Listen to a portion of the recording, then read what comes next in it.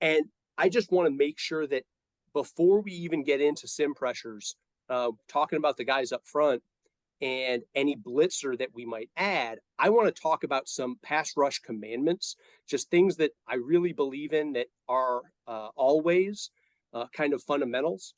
And so, number one, that we're going to rush as a unit.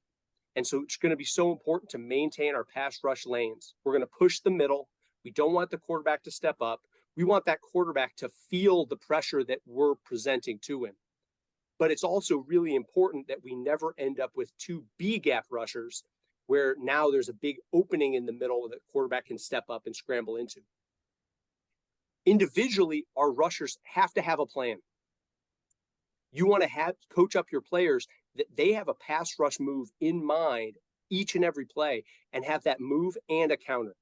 So as they go into that snap, understand what the plan is to do. And then if the offensive lineman takes it away, have the counter off of it to be able to still get pressure onto the quarterback. Pre-snap, it's so important to know where the launch point is.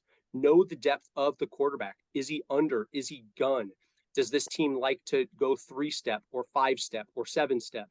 Because those are going to all influence where our rush has to affect.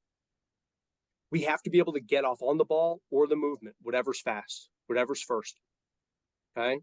Because speed is the name of the game. We're going to always attack half a man. Okay? So, when I say half man, I don't want to ever rush right down the middle of an offensive lineman because that's where he is and he's got his two hands. I want to always attack half, work my move, make him shoot his hands, be able to beat his hands, rush with my two hands, and be able to get pressure through that gap, through that area. As you're rushing the gap, we want to get skinny, right? We're going to have a small surface area so that we're not giving the offensive lineman the same surface to make contact with us as they're trying to block us.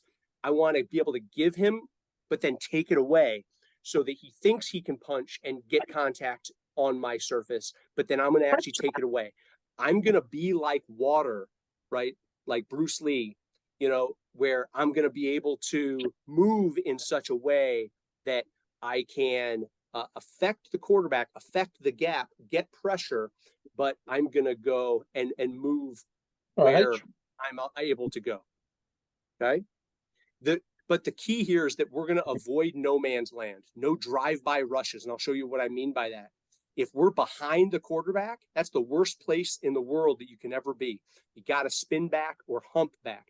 The hump, big time move, Reggie White, if you ever, with the big club up underneath the offensive lineman's armpit. And so you can hump back to get back involved in the play. If you're going power rush, we always want to go one arm is longer than two.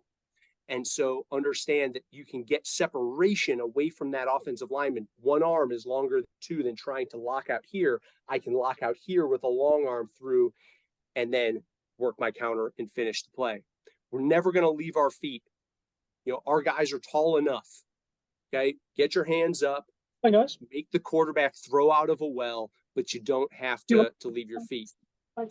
Okay. When I said no man's land, this is what I mean. So this is what our pass rush should look like. Our interior pass rushers are going to attack the downfield shoulder of the quarterback closer to the line of scrimmage, whereas the outside rushers are going to go to the upfield shoulder and contain. Okay. And so that's where we're going to be able to affect the quarterback. Again, we don't want to have two B-gap rushers to give them that step up. And we don't want to have those drive-bys in no man's land behind the quarterback. There's nothing good that can happen 5 yards behind the quarterback.